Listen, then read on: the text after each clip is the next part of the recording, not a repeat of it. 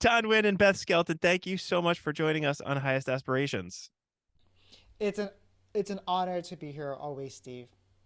Thank you so much, Steve, for inviting me on Highest Aspirations. It's been one of my aspirations, so I'm glad to be here. Oh, I'm glad to make that happen for you. And I should tell everybody that it took us a long time to get this started. We were baffled by the introductory part of it and who was going to start first, which is actually great why we're all smiling and in a good mood and laughing right now. I'd like to say I did it on purpose, but I didn't. Anyway, let's get started. I'm excited to chat with you all about a book that you have coming up, and a lot of the information will be useful for people sort of right away. And it's on a topic that we care a lot about as well. We've talked a ton on Highest Aspirations about this whole kind of elusive idea of taking an asset-based approach when working with multilingual learners. And I say it's elusive because it's often something that people say, but you have a hard time kind of pointing your finger on what it actually is and what you do to make that happen. And then when we talk about these sort of subgroups, because multilingual learners, as we know, are not a homogenous group, like long-term English learners, then it becomes even more important that we take an asset-based approach, and even more important that we know what that actually means. So that's what we're going to talk about today. And I want to start with this. You've proposed a new term for long-term English learners, or LTELs as we know them. Let's start there. What is it that you're proposing, and why are you proposing it? Well, we're proposing a term called Experienced Multilinguals, and that comes from Dr. Maneka Brooks, who is an expert in the field in long-term English learners, quote unquote, long-term English learners. And we're trying to switch it around because in her book, she talks about like, why are we, when we describe long-term English learners in a deficit way, they stay in that whirlpool of low expectations. And that low expectations means they don't have access to all these classes. They don't they don't get to have the same experience as other students because they're like, oh, there's something wrong with this person because it's taking them a long time to learn English. Yet when we talk about the 10,000 hour rule, people are always like, that's amazing. You work 10,000 hours to learn this skill, to develop this business, to develop this experience. We applaud that. But when a person takes quote unquote 10,000 hours or it takes a long time to learn English, why is that a deficit? And we're saying like everyone has to learn a certain pace. The second thing about this, the old term, long-term English learners, is that it focuses on English, as if the student only comes to school to learn English. Mm-hmm. And so we're really switching it around. We asked Dr. Maneker, like, listen, we don't know what term to use, but we don't want to use LTELs anymore. And she proposed experienced multilinguals because we're first focusing on the multilinguals, as in they know multiple languages. But the experience part, like that's an asset base where we're saying, oh my goodness, they can use all these languages and they have the experience of many years of switching between languages, of using this word for that context, using these sentences for that situation. That's something that linguistic awareness is an asset that only comes from experience. And so we're like, perfect. Experienced multilinguals is the assets based term for long term English learners. And we wanted to break the cycle as well. So this term LTEL has been out a long time and Mm-hmm. for over 20 years. And I've been doing a lot of workshops and trainings and support for teachers for this subgroup. And one of the first things I always do in a workshop is ask the teachers, hey, when you think of students that are currently classified as long-term English learners, what are some adjectives that come to mind? And without a blink, these deficit-based adjectives come attached to that label. It's almost like they go together: unmotivated, struggling, not caring, not trying. I mean, all of these adjectives that just somehow are glued to the label. And we really want to break that because that's not our experience of working with this group of truly experienced multilinguals. They're experienced in our schools. They're experienced in life. They're at least 10 years old. They have at least 5 years of experience in our school systems. They're not newcomers. So they really are a whole different category. And if we really build on their experiences, it makes such a difference. So we're hoping that a new term is more than just a new term. It's a new way of thinking about this subgroup of students. Yeah, I mean, there's a lot in a name, right? There's an expression like that. I don't know if I got it right, but there's a lot in that, right? And so the foundation of it is giving these students a name or a label. I don't like the term label, but I don't know what else to use. That is actually asset based before you start. Um, and I love the idea of this 10,000 hours, Ton, that you mentioned, and understanding that there are so many subgroups here, and oftentimes I think many teachers will confuse or mix these students up with others, not knowing that they have this experience behind them that they can leverage. So I think that's kind of the foundational piece of it. I'm going to attempt, and I'm going to mess up, as most teachers I think will, to use that term, experienced multilinguals, throughout this episode. And forgive me if I go back to LTELs or long-term English learners. So, so let's talk a little bit about the research and the data, because it's not great on experienced multilinguals, or formerly known as long-term English learners. Graduation rates are among the lowest of any student group. Their long-term outcomes do not look great. There's lots of studies and research out there. How do you think altering that deficit-based narrative around these students will set them up for a more equitable educational experience and hopefully better long-term outcomes? And I realize you just kind of talked about that in terms of the way that they're perceived by educators, but taking it a step further, where's this all going to go, hopefully?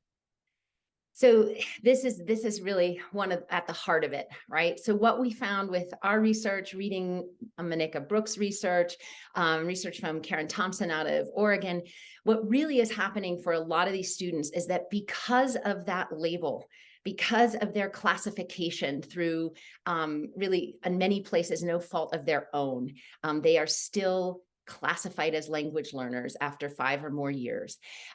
They are required to take certain courses and not allowed access to other courses. So it becomes a structural barrier. That's number one. A whirlpool of low expectations, as Tom mentioned earlier. I wrote that one down. Right?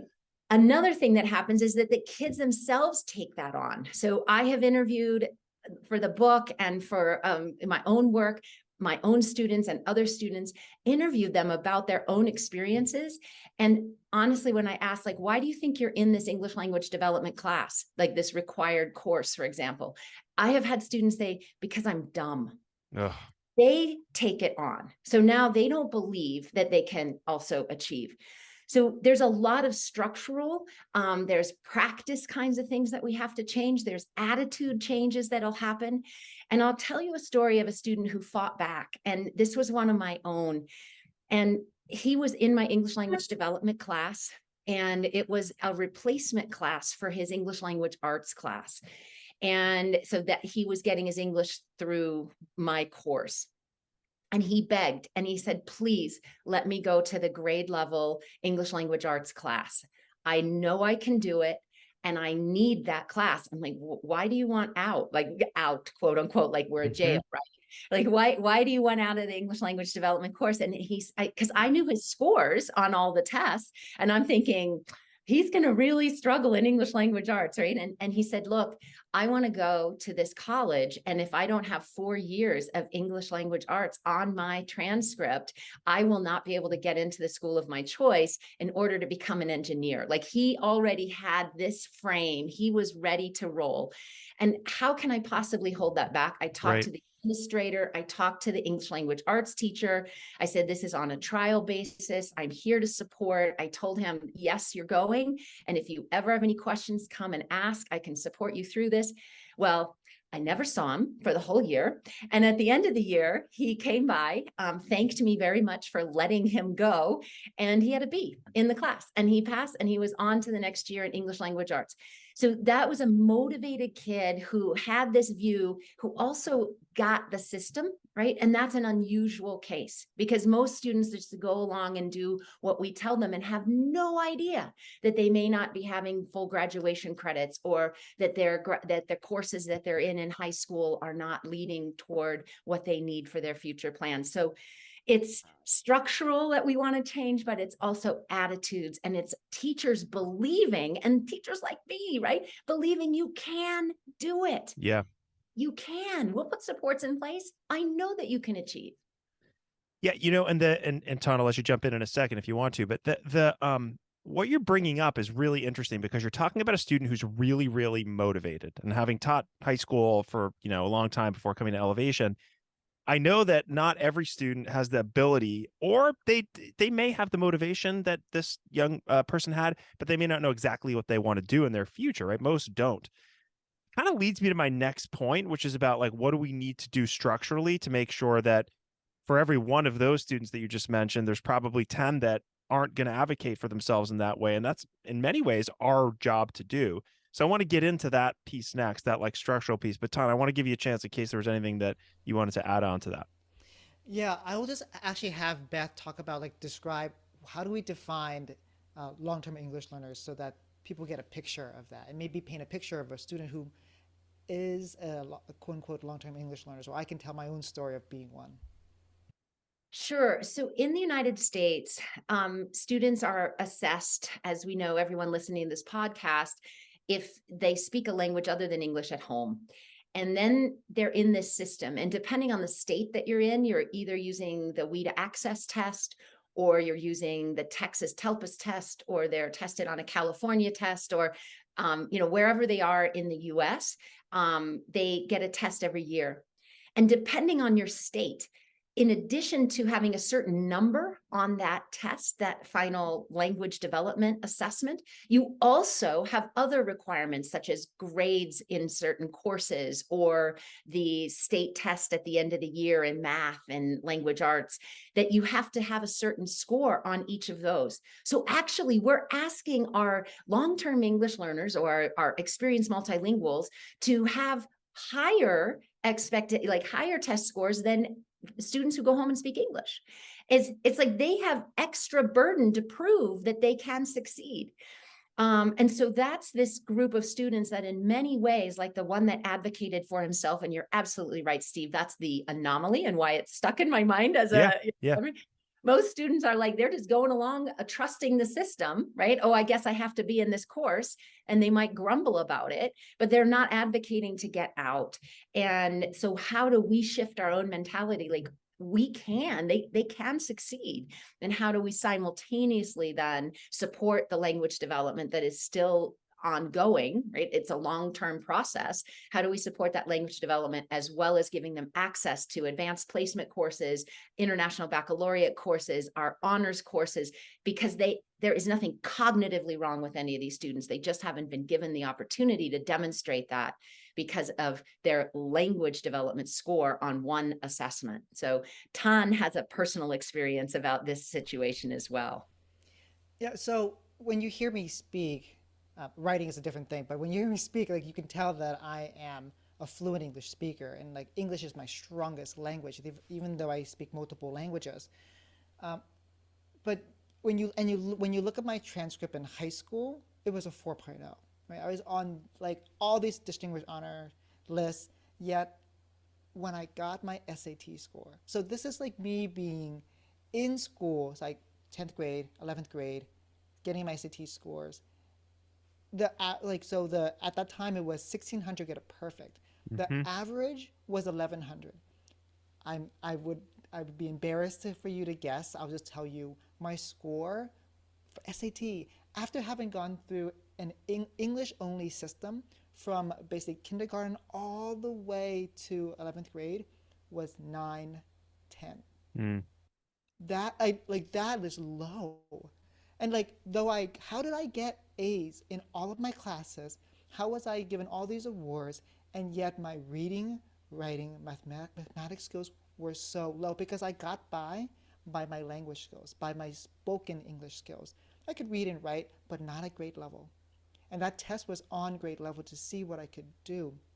That's what it means. This is what happens when we see that a kid has exited, quote unquote, I exited the services when I fifth grade, but I still remember in sixth grade a teacher asking kids to read from an anthology, and I volunteered to read, and I started reading, and then I noticed I heard myself decoding words I've never seen before, and having struggling through that until the teacher said, "Thanks for reading. Let's move to another student." And I was just like, thank goodness for moving on. Both of these examples, both my SAT scores, and that reading experience in grade 6, this is what happens when we don't create the conditions where we have to teach both social and academic language explicitly for students. I think that's the structural thing that you're going to talk, that you asked earlier, so I'll just go into it now. We know that content teachers particularly don't have experience teaching language or teaching English or academic language, but yet every single content area has academic language that has to be taught, both at the vocabulary level, at the sentence level, at the discourse level. And when we don't teach those things, students like pass the test, go on to pass the grade, but yet when they are assessed externally, they perform on a much lower level. And so there's a disconnect. There's a disconnect, right? Because they can perform for the teacher who's assessing them, but when they have internal assessment, it's totally different. So here's an example here. I co-teach with 2 science teachers in the 9th grade, and this week or this unit, we're having students create their own lab report. And right there's a really clear difference between social language that students are using, but also the academic language that students have to use inside of the lab report, such as an example, independent variable, dependent variable, right? The teacher has to teach what an independent variable is and what a dependent variable is. If not, students are not going to be successful.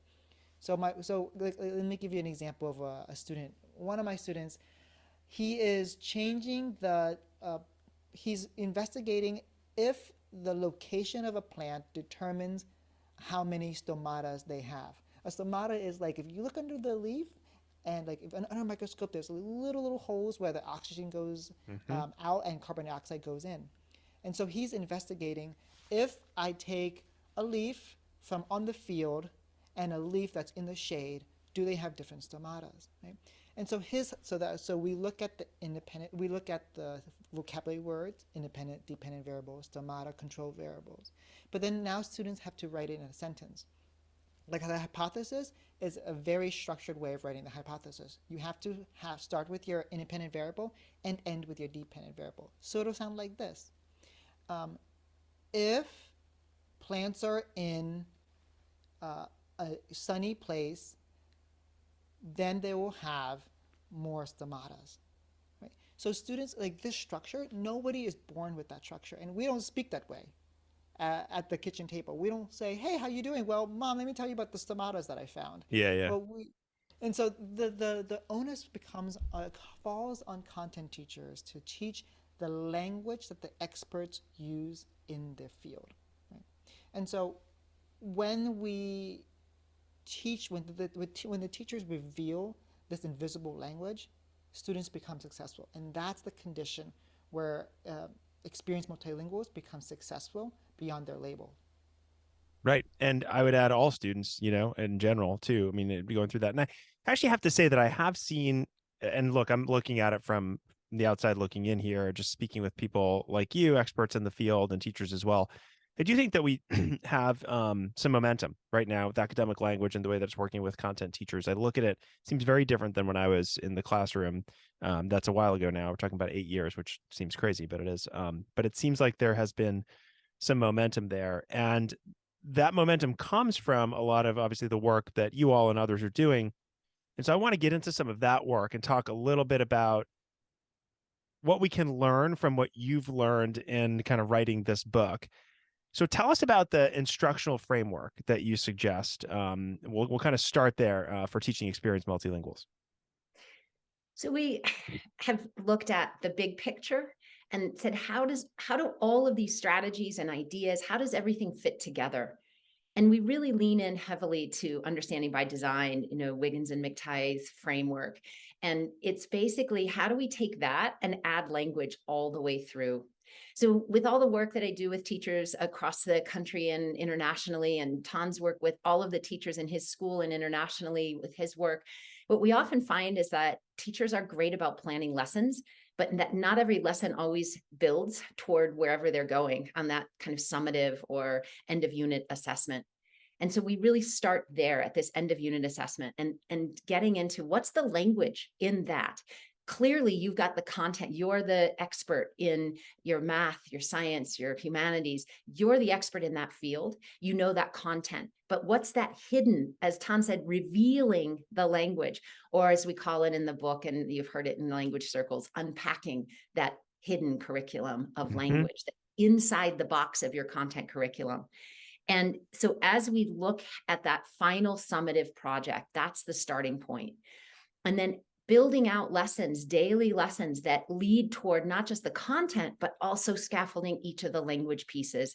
So in Tom's example about the hypothesis, that's being taught explicitly. This is how you write a hypothesis. Here's the structure. The final project is going to be your own lab report, your own investigation of some kind for science.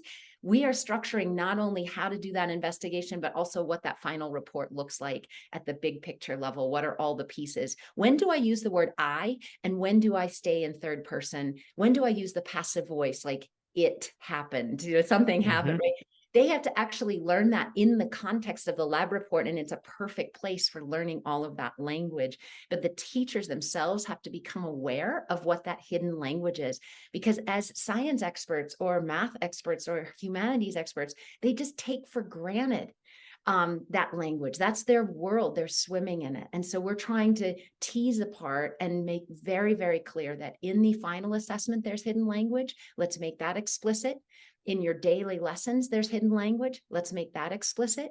Let's make sure that the input that you give them, whether that's through video or hands-on activities, all of the input, the text, the reading, that's comprehensible. They're understanding, like Tan was describing his own experience in 6th grade, reading this text. Here's this kid that's done great all the way through, passed all the way through, and then he reads a grade level text and he's like, what is this word, right? We have to make sure that that's comprehensible.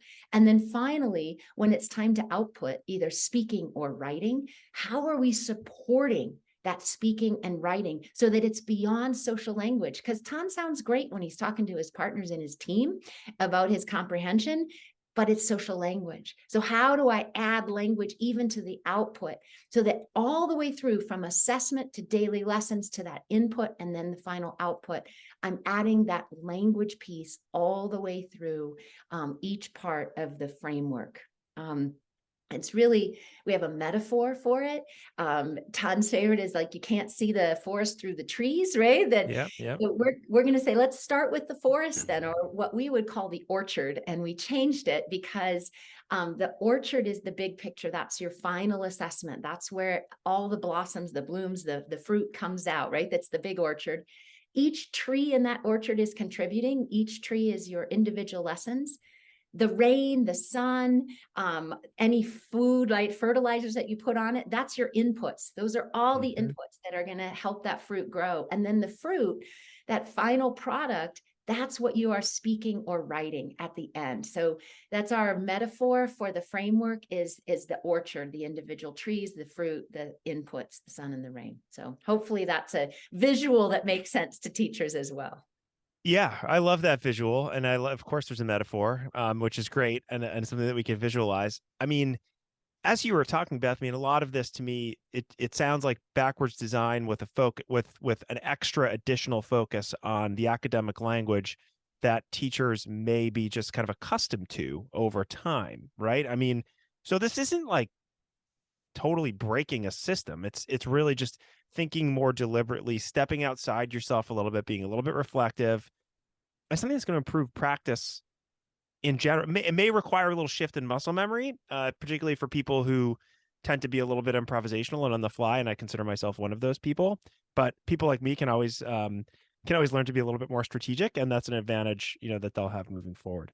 That's great. So that's a nice overview. Can we dive in and walk through each of the parts? Like what's the first element here? Well, the first element is going back to the orchard is thinking, okay, the assessment. How can we plan the assessment backwards, and how can we make it more equitable? So there are 2 types of assessments, and we've grouped them into sit-down paper exam assessments, and then also performance-based assessments. We'll talk about the sit-down assessment first, the summative assessment, where students have multiple choice, or they will have a short writing text, or they'll have to match things. what we recommend is that when there's academic transferable words, that teachers add synonyms behind that. Let me give you an example of a grade 7 unit on ecosystems. The teacher wanted students to read this sentence: primary consumers feed on producers. Wonderful. So the word, we're not going to change the or translate the word primary consumers because students have to know that word in English, and also the word producers. But we will change, not change, but we'll add the word eat behind the word feed, because that's not a very common word, but the word eat is. So we don't want students to see that sentence and they don't know what the word feed is, and then that test becomes a reading test instead of a content-based test. So Yeah, great that's point. right. One thing we can do, add synonyms, but we want teachers to keep the word feed in it so that students at least have exposure to the academic language. Let's move to the next one, which is labeled or diagrams. So let's say that you have a picture that you want students to talk about in your assessment. We recommend that teachers diagram that. Let's give an example of a food chain. If you're having students talk about different parts of that, different organisms in that food chain, label that tiger, label that owl, label the rabbit, label the word plants, so that students can see that animal. But let's say that they see the word lion, but they don't know how to say lion in English. They know how to say it in another language, but they just need the word, that label, so they can, and they know that a lion is a tertiary apex predator because they learned that in class. Mm-hmm. But they don't know the word lion, and that's going to cause them to not be successful. Again, that's an equity issue. Another thing that we often see teachers do in this assessment, and this is like me, a teacher meeting me, I would ask two-part questions like, describe the causes of global warming and explain the effects. Those are two things, and what if a student just answers the first part? Describe the causes of global warming. Then they would have 50% or basically zero because they didn't do the explain the effects part. So we ask teachers just to do first, ask, describe the causes of global warming, full stop, let students answer, then explain the effects. Again, so the way we structured it, the way it was structured originally with a compound question is quite difficult for kids who are developing their English skills. So those are assessments. We'll move to performance-based assessments where students are doing reports or they're doing a poster or a project where it's not just a sit down, where students have to produce something over a period of time. So let me give you an example. What we can do is very tangible, is that we can sequence the different parts. Okay, in this lab report, you first have to talk about the research. The second thing is you're going to have to talk about your hypothesis. The third thing is you're going to have to list the variables. The fourth thing is you're going to have to list the materials, right? So now so we're sequencing for them, and there's more other sections for the scientists who are listening. There are other sections too. Mm-hmm. But let's just go with those four. Each section, the teacher add prompts or add questions. For example, let's say for the research part, it wouldn't just say research and then have students respond. It would say, go find what the literature already talked about in terms of your independent variable. Go find your research where it talked about your dependent variable. Find another source where it talks about the relationship between both of those. Those prompts right there are so helpful for when a student says research. When they see a document that says research, now they know what the teacher really wants. That's the clarity part. Right? Let's move to another thing. Like, teachers can link resources. Let me give you an example. In my 8th grade class, where I'm co-teaching art, I never thought I would be co-teaching art. Super fun. But the teachers want students to create a sculpture where they're going to be giving it to a person who they really love. And that sculpture has to represent their love for that person. So they're going to use posture, scale, eye contact, and symbolism. Students in the IB International Baccalaureate, they do a lot of writing and reflecting. And so the teacher for this strand wants students to talk about art techniques: posture, scale, eye contact, symbolism. So what the teacher did in this section is they added links to examples of posture, scale, eye contact, and symbolism, so students could see that when they went to the instruction, right?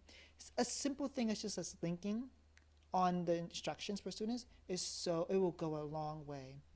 The last thing that we recommend teachers do for performance-based assessment is just asking students, so giving them the prompt, but then giving them a sentence frame or word banks. For example, here, let's go back to that 8th grade sculpture assessment.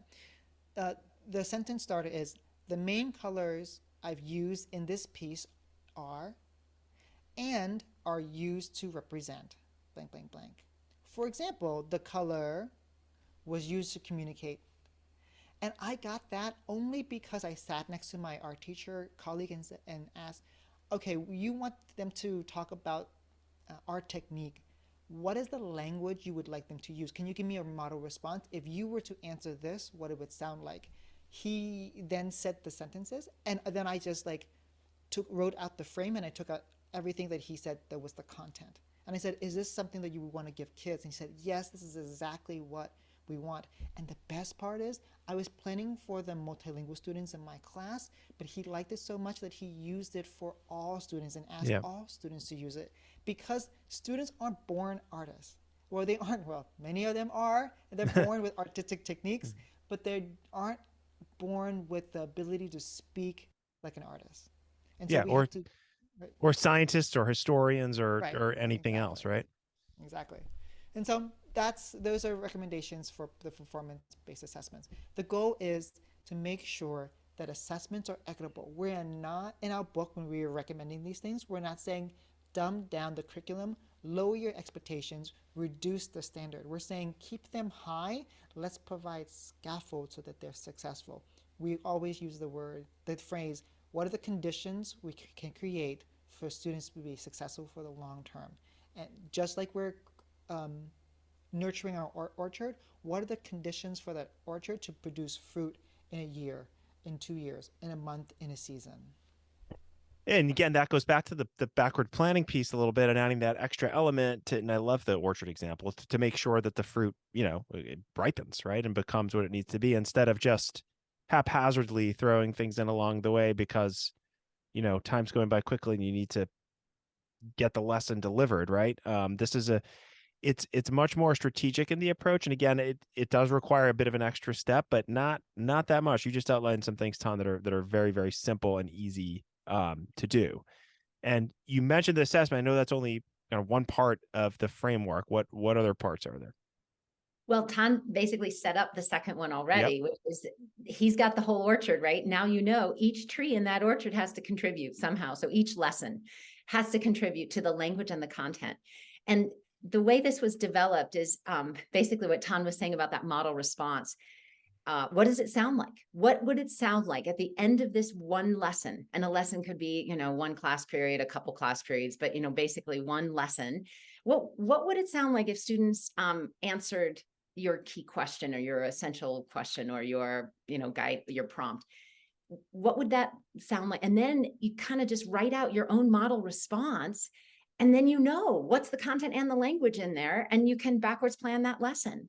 So I have a story where this really became super clear to me. I got to work with a 9th grade physics teacher, and we had not co-planned, but I got to go into the class to see how things were going as a starting point. And phenomenal teacher who was doing everything exploratory, kids hands-on. And the lesson was about finding the focal distance using convex lenses and a light source.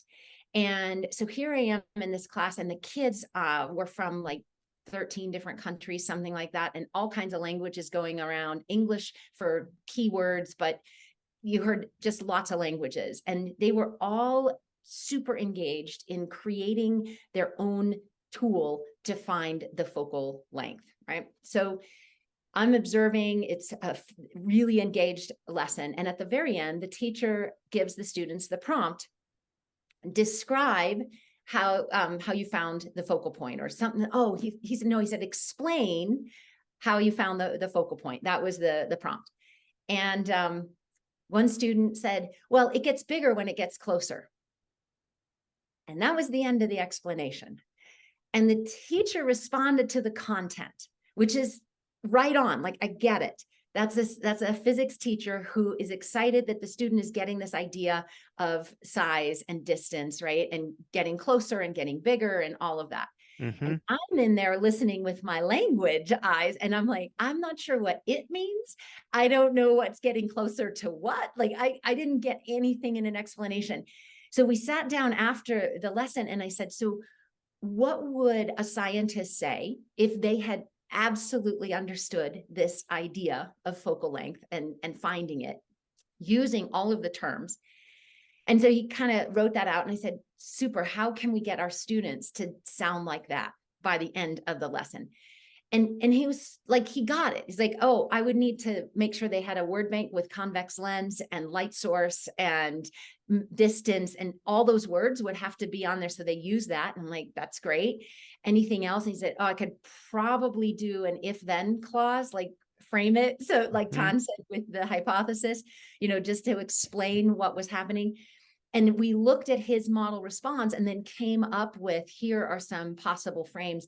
Went back in the next day, and the kids were able to do it. They understood the content. They just didn't have the language frames to do it. So this backwards plan for the summative is exactly the same thing for daily lessons, is that you think through what is it I want students to be able to say or write by the end of this lesson. And then quickly you think, what's the prompt? Is it describe how X happened, explain why something happened, explain how you solved the problem? That's a classic one in math, right? And then what would a mathematician say? How would that sound? Then look at the language in there. And language being beyond vocabulary, but also, is there a certain sentence structure that's coming up? And then, is there any way during the lesson you can support that? And maybe it's putting up a word bank and saying, students, practice with these words as you're explaining how you solve. Students, practice with this sentence frame, this extended structure when you're practicing with your partner or when you're writing your exit ticket. It's the same process as Tan just went through, but at a tree level, at an individual word lesson level, I should say. How do we do that same process? And it's really about thinking through, what do I want at the end of this? What would be a great output? And what I always tell teachers is, think about your star student, right? If your star student said this at the end of this lesson, you would go home feeling like a hero, right? I'm an awesome teacher. So then you say, okay, we can get kids there, right? And especially experienced multilinguals, they're not newcomers. They've got a ton of experience already. They have a lot of social language. We just need to give them the academic piece so that they sound like that mathematician, that historian, right? That they are. Yeah, and it occurs to me as you're talking about this, we I think as content teachers get so excited when a light bulb goes off and we know that they've understood the input and they get it, that often that next step of output of like, I'm going to seeing a student use the academic language that they need to do to actually explain the concept, because they may very well get it, they probably do, but could they then explain it to someone else? And so it's certainly wouldn't judge any teacher for being like, this is great, light bulb went off, this is amazing. But how do we take that next step? And in your case, Beth, and in the example that you gave, Tan, I don't want to go down a rabbit hole about co-planning or co-teaching, but there was someone else in the room, right, who was able to say, well, how can we get this person, this student to the next step? And then a light bulb went off for the teacher and said, oh, I can do this, because we have blinders on in many ways, and we see these kids doing amazing things. And sometimes we think, we get that kind of pobrecito syndrome that I've heard a lot about, oh, that's it. Like, they got it. Like, let's go out with a bang and call it a day. But we have to take that next step, which I think is what you're talking about now. And that's exciting. And this is one of those original questions you ask about why the issue with low expectations or with the term long-term English learner. When teachers know that their kids are quote unquote labeled long-term, that's what happens. Yes, they understood good enough. Yeah, I'm not going to worry about making sure, oh, their writing is good enough, right? Yeah. Or what they said is clear enough. And so we're saying, no, for long-term success for these students, we really have to go that next step and structure the output. Mm-hmm. Yeah, no, I'm glad you, that's great. And that's important. So I'm going to skip ahead a little bit on the questions that we had kind of talked about, because I think this is a good time now. We're talking a lot about specific situations in specific classes where one of you has been with another teacher, one art, one physics, and there were some other examples, and took them to that next level using academic language and made sure that we didn't fall into the trap of these experienced multilinguals, formerly known as LTELs, did something that I didn't think they could do, so I'm going to stop there. That's like individual classes where you're there. What about school-wide? How do we implement this school-wide? Well, that's really a great question. So it is leadership has to get involved, right? And make this a priority. And then it can happen in a lot of different ways. And I'm going to refer back to experienced multilinguals are generally in 5th grade and up, right? Because that's just by definition. So this is the time when most schools have departmentalized. Most schools by 6th grade, they're teaching, there's a science department, a language arts department, a math department. And what we found is that it's really, really effective to work with departments. And starting this with, how does this look in the math department? How does this look in science? Because content is king.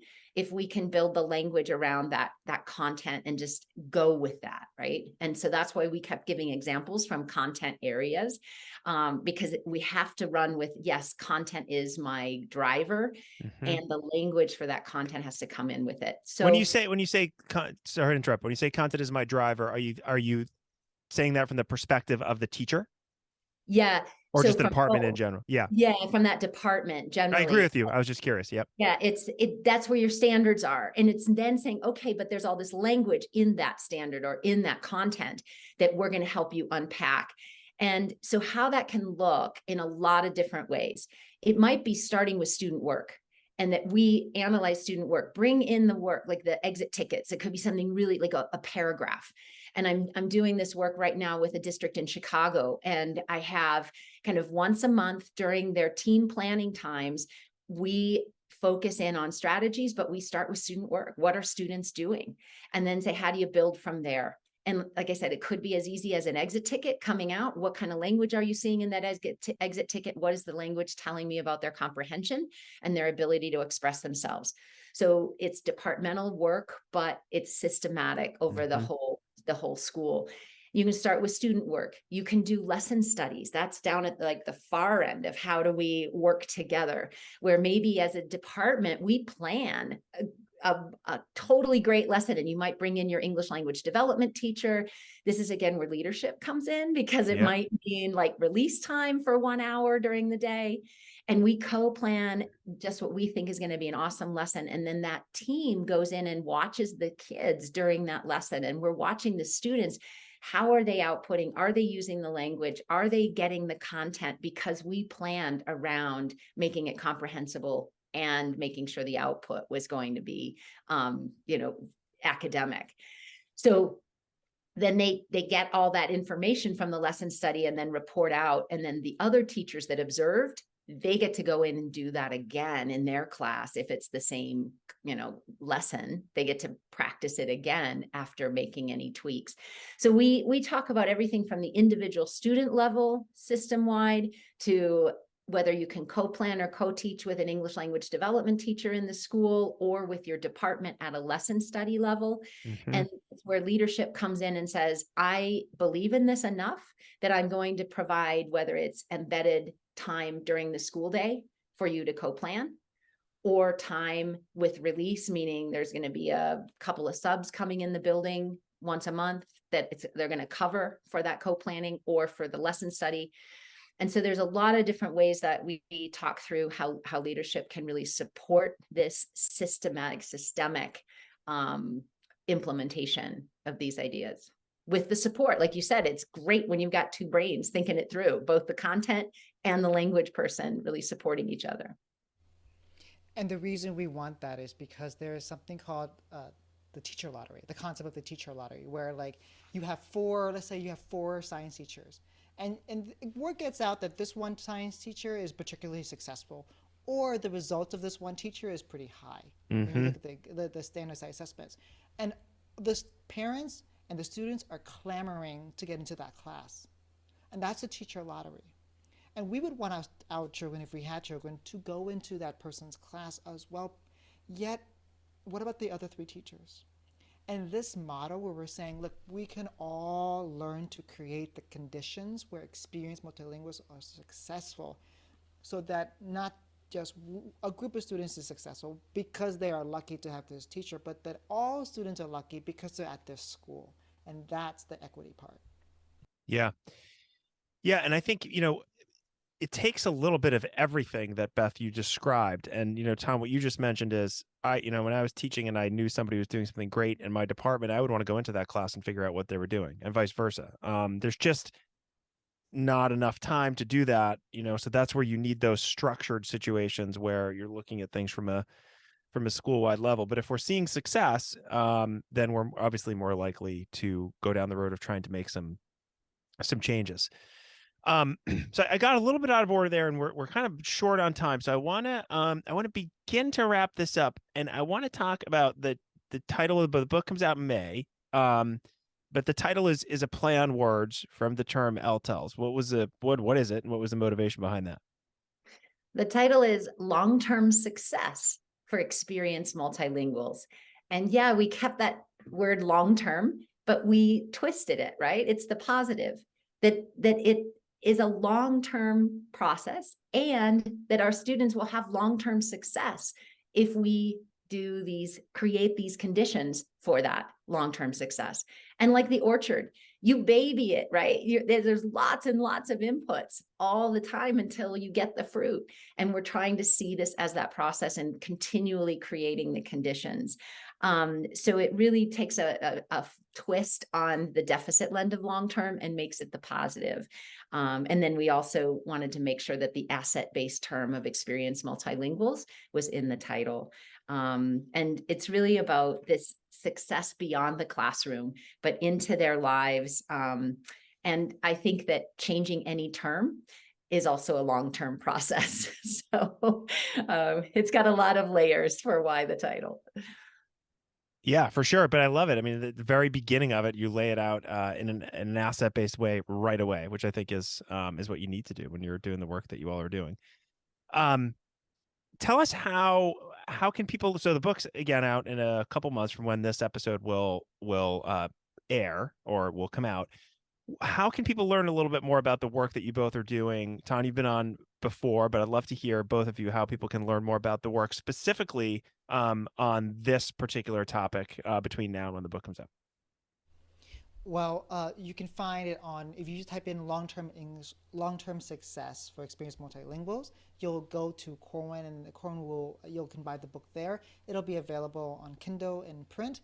And Steve will give you a code as well so that you can get it for 25% off. We'll actually read the code to you. It's C as in cat 23104. That's 25% off of for the US for shipping and the book itself. So we want to make sure it's accessible for teachers.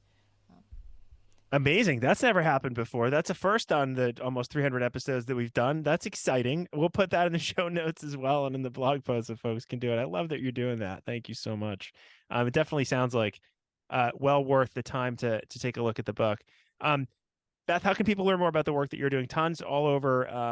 I know we know that you have your website and your blog. We'll link to that. We've linked to that before, and social media as well. Beth, how can people learn more about the work you're doing aside from just the book? Same thing. I have my website, bethskelton.com. I'm on Twitter, LinkedIn, Facebook, the whole socials. And then just as a note, on March 6th, Tan and I are doing a free webinar to kind of get the word out as well. And that's through English Learner Portal. It's we've been advertising it as well. And I can send you a link to that for the show notes. So it's a free webinar. It's kind of like an intro to kind of the framework and how to support experienced multilinguals across the content areas. So that's coming up. And then we will run a book study as well on it. So there's a whole course that's a book study course that participants can get a full university credit for basically reading the book and working with us. So excellent. Send me a link to that webinar, because I want to watch it. The webinar, I think, is going to actually be before we air this episode. So if you're listening now, that webinar will have already happened. Maybe we can find a way to link people to where they can watch a recording. I'm putting you on the spot. Okay, great. So look out for that. You can watch the recording. We'll link to that in the show notes and the blog post as well.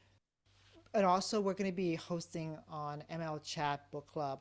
So for teachers who can't afford or don't have the resources, financial support to pay for a really interactive online book course, we're doing totally a free one for teachers on Twitter.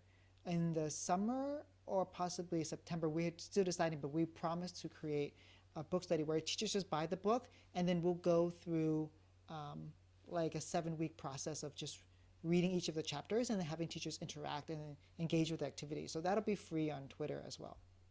Great. And we'll keep up with that, and we'll link that on our community brief and social media as well, so folks can find it.